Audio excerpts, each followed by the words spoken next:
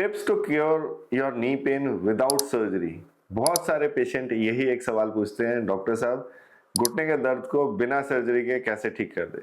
ये वीडियो आप ही के लिए है, आपको इस वीडियो को अच्छे से देखने की जरूरत है क्योंकि बहुत सारे पेशेंट इन्हीं चीजों से ठीक हो सकते हैं और ये बहुत कोई मेजर काम नहीं है, माइनर चीज है जिनसे कि आपको नी सर्जरी डिले की जा सकती है या नी सर्जरी में नी के किसी भी स्टेज के आर्थराइटिस में आपको फायदा मिलेगा। सबसे पहला है आपको अपने वेट को रिड्यूस करना है। Weight reduction anything around 5 to 10% जो आपका एग्जिस्टिंग वेट है, अगर आप उसको कम करेंगे तो आपके जोड़ों में बहुत आराम आने वाला है। चाहे आप किसी भी स्टेज के आर्थराइटिस में हो, चाहे आप अर्ली स्टेज के आर्थराइटिस में हो, एकदम लेट स्टेज के आर्थराइटिस में हो, आपको अगर वेट लॉस करते हैं 5 से 10% तो आपको बहुत ज्यादा फायदा मिलने वाला है।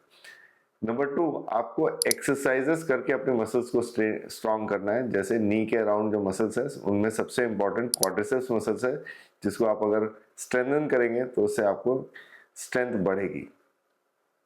नेक्स्ट है आपको ऐसे फुटवेयर पहनने की जरूरत है जो कि बहुत ही सॉफ्ट और कंफर्टेबल हो, जिनमें कि शॉक अब्जॉर्बर वाला इफेक्ट बेस्ट आ रहा हो, जिससे आपके जॉइंट्स पे ओवरलोड ना हो, चलना आपके लिए ईज हो जाए।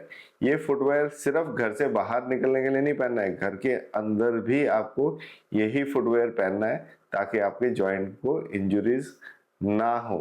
इसके अलावा आपको ऐसे डाइट पे शिफ्ट होना है जो कि आपका कैल्शियम और मिनरल रिच हो, इसके साथ साथ प्रोटीन जो है ज्यादा हो, जिससे आपकी बोन स्ट्रेंथ बने, बोन डेंसिटी बढ़े और आपके बोन्स को भी आराम मिले। तो ये बहुत इंपॉर्टेंट है कि आपको इस ड्यूरेशन में ये करने से फायदा मिलेगा।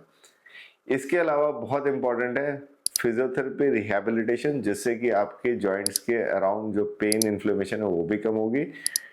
इसमें मोडालिटीज भी यूज कर सकते हैं as well as physical therapy exercises for the muscles भी। दोनों ही चीजों से आपको फायदा मिलने वाला है।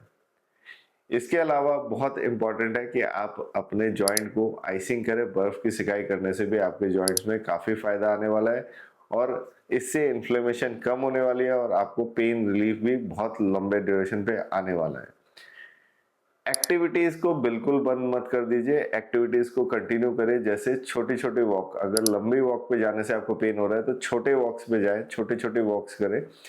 टाइम को डिवाइड कर दीजिए, सोचिए 15 से 20 मिनट चलता हूँ तो घुटनों में दर्द होना शुरू हो जाता है, मैं 5 से 10 मिनट चलूँ फिर आराम करूँ, फिर 5 से 10 मिनट चलूँ। ऐसे करके भी मैं अपने पूरे शेड्यूल को पूरा कर सकता हूँ। रेस्टिंग पीरियड में मैं अपने एक्सरसाइज को करूँ या उस समय मैं आइस पैक भी कर सकता हूँ। इसके अलावा एक और बहुत इंपॉर्टेंट चीज है कि अगर आपका डिसबैलेंस भी बन रहा है जॉइंट्स में, आप चलते वक्त लचक खा रहे हैं, तो वॉकिंग स्टिक लेने से आपके पैरों से प्रेशर बहुत ज्यादा कम होने वाला है। एंड लास्टली, अगर बहुत ज्यादा आपको पेन एंड इन्फ्लेमेशन है तो आप 2 तरह के इंजेक्शंस के लिए भी जा सकते हैं, जिसमें सबसे कॉमनली है जेल इंजेक्शन, जो कि आपके जॉइंट के अंदर लुब्रिकेशन को बढ़ा देता है, हाइलुरोनिक जेल का इंजेक्शन जो लुब्रिकेशन को बेटर करता है। एंड कभी कभी बहुत इन्फ्लेमेशन ज्यादा हो तो प्लेटलेट रिच प्लाज्मा भी आपके जॉइंट के इन्फ्लेमेशन को कम कर दे सकता है।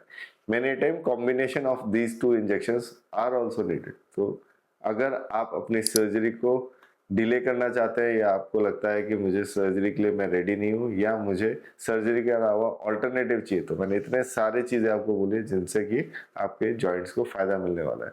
तो कीप वॉचिंग दिस वीडियोस। अगर आपको अच्छी लगे जरूर बताएं किस टॉपिक पे मुझे बोलना है, मैं और भी वीडियोस इन पर बनाऊंगा।